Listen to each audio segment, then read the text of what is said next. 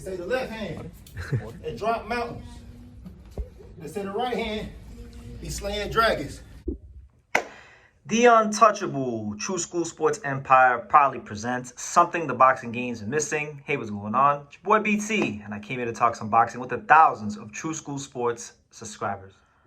All right, so I want to go ahead and talk about this matchup right here because I think, for me personally, this fight is in my top 3 fights I'm most excited about to end 2025. I would say Brian Owen Jr. versus Devin Haney is number 1. Stephen Foe and O'Shaquie Foster number 2. And then number 3 is this fight right here. Diego Pacheco versus Kevin Lele Sadjo. Banger. Great fight. Amazing fight. Explosive fight for the super middleweight division. Really important fight for the careers of both these guys. I think both these guys have had interesting career arcs to get to this point. You know, we'll start with Pacheco. You know, he comes into this fight 24-0, 18 knockouts. He was signed straight out the amateurs as one of the top amateurs, right to Matchroom Boxing in Matchroom Boxing USA. And I've said for a long time, I've been saying since 2019 that Diego Pacheco is Eddie Hearn's best American fighter as far as the guys he signed from the amateurs from Matchroom Boxing USA. I've always rated him higher than Raymond Ford. I've rated him higher than Otha Jones III, Nikita Abibi, Mark Castro, all those guys, you know. And thus far, he's been very, very consistent throughout his career. They've been giving him the right fights at the right time, and he's been showing that he's good enough to win those fights. Now, there's a lot of people in boxing that still aren't quite sold on Diego Pacheco. They feel like he's not quite as good as advertised. He is not a creme de la creme, otherworldly, top-shelf talent. So we shall see what becomes of his career, and I think this fight is going to give us a lot of answers to what kind of fighter, what caliber of fighter Diego Pacheco is. That's one side of the coin. The other side of the coin, you got Kevin Lele Sadjo, a fighter that has fought himself out of the doldrums of European boxing and made himself a relevant player in the division. You know, 26-0, 23 knockouts, strong, stocky guy, kind of in the same mold and build as a guy like Christian and Billy, similar style. You know, he was actually, funny enough, he was supposed to fight Christian and Billy in a final eliminator, and Billy pulled out of the fight due to a purse bid. So funny how that works. You know, Pacheco was supposed to fight and Billy. He went a different direction and got out of the purse bid with him. So, you know, there's been a ring around the rosy of guys at 168. Everyone's trying to maneuver what they feel is the best situation for themselves. So he's been a bit unlucky in terms of getting the big fights.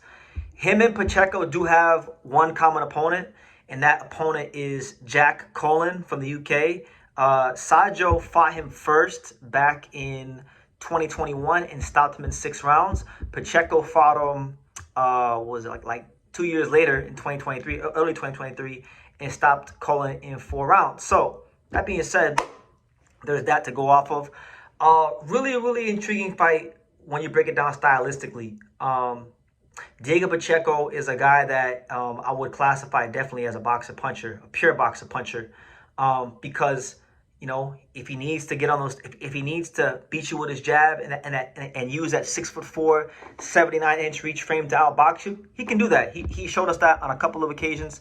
He did in his last fight. His last 2 fights, he fought 2 guys that were punchers. He fought Steve Nelson and Macumbi, and he decided to outbox the punchers. And outpointed those guys pretty easily, pretty clearly, right? It wasn't like they were fights that were hard to score. He won those fights pretty clearly. Sulecki knocked him out. Marcelo Coceres, who was a puncher, knocked him out. Manuel Gallegos, big, strong Mexican puncher who upset some fighters, knocked him out. So Pacheco has shown a good blend of skills throughout his career, right? But I gotta be honest, and I'm a Diego Pacheco fan. He's a friend of the program. I like Diego, but I keep it 100 here on True School Sports. This is the most dangerous fight of his career, in my opinion, because while yes, Macumbi was dangerous, you know, Steve Nelson was dangerous, I think Kevin Lele Sadjo, he's a punch output is higher than those guys, punches harder than those guys, and I think he's hungry. He's the hungriest and most dangerous fighter Pacheco's fought to this at this point in his career. Sadjo wasn't supposed to get this far. He was supposed to get beat already at the European level. Continues to beat the shit out of people, and he earned his way to this position. And, you know, he was supposed to already have been in a big fight. This is his big fight. He's 35 years old. He don't got a whole lot of time in this sport. You know, this is it for him. If he loses this fight, you know, he's not no spring chicken as far as age. He's not gonna get a ton of opportunities because he's a dangerous fighter, and there's not a lot of money in fighting because he's a big risk. You understand? So stylistically, it's a tall boxer puncher versus a short, stocky guy who's really explosive, who will throw a lot of punches and does have heavy hands. Diego Pacheco is going to have an 11-inch reach advantage on this guy, 79-68. Diego Pacheco is also going to have, like a 7-inch height advantage, 5'8" to 6'4". So the breakdown is simple. The breakdown of this fight is very simple.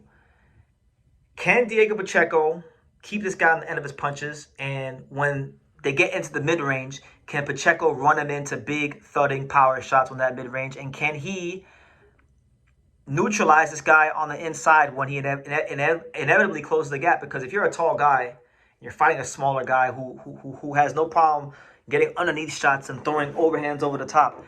Can you maintain your distance? Can you maintain not getting too tall in the pocket and getting caught with those shots? You know, if he can do that, then his chances to win this fight greatly improve. If he can't do that, then it's very possible Diego Pacheco could get knocked the hell out and get exposed as not being as good as the matchroom boxing handlers think he is. So it's a really intriguing fight, and I think it actually shows from when I look at this fight from a matchmaking managerial standpoint, because I have a manager's mind when it comes to boxing. I think what I'm seeing here is I think matchroom boxing really believes in Diego Pacheco. It's in my opinion, I think it is aggressive matchmaking, because Sadjo is not a guy you fight unless, it's an eliminator fight, which, by the way, this probably should be an eliminator of some sorts because, let me see. What's Pacheco at? Pacheco's highest ranking is 3 in the WBO. Lele Sadjo is number 8 in the WBO. So this could be ruled a WBO final eliminator, but they haven't done so at the time of this video, which is right now is November 10th, 6:37 p.m. Eastern Standard Time. So maybe they will. The winner of this fight could become the mandatory challenger for the WBO title, which will inevitably go vacant because Terrence Crawford, the newly crowned undisputed champion, is going to vacate and move down and look for big fights down at 160. So, really important fight, dangerous fight for both men. Both guys really can't afford a loss here. So, man, I'm really excited about it. Been very high on Diego Pacheco for a number of years now, and this is the fight where I'm going to really learn if what I thought about him was true or not. So, that's my thought on the fight. Those are my thoughts on the fight.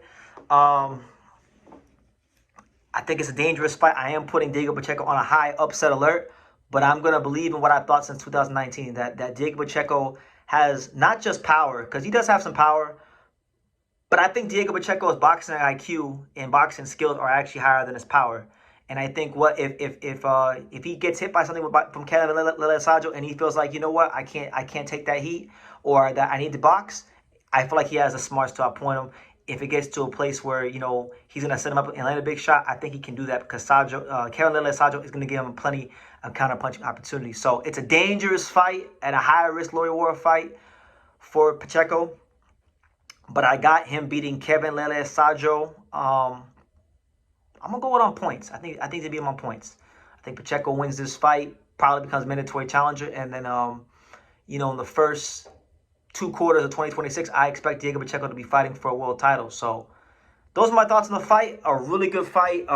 Wouldn't shock me at all if Lele Sadjo announces himself to the world and absolutely exposes Diego Pacheco. But I don't think that'll happen. I think Pacheco will Pacheco will show his blend of boxing skills and power in this fight and find a way to win in convincing fashion. So I'll leave it at that. Leave your comments down below. Make sure you guys take the time to subscribe. And like I say in every single one of these videos, you can love me or you can hate me, but I'm just a kid from Daniel. So until next time, take care, guys. Thank you for watching True School Sports. Thank you for watching another video on the untouchable True School Sports empire, the home of boxing. We're on the road to 100,000 subscribers, guys. So help us keep being great. Help us keep pushing out that real boxing content for the fine folks all around the world. And make sure you jab, you hook, you Mike Tyson, you Mayweather that subscribe button. Pops, show them how do they got to hit the subscribe button. Pow!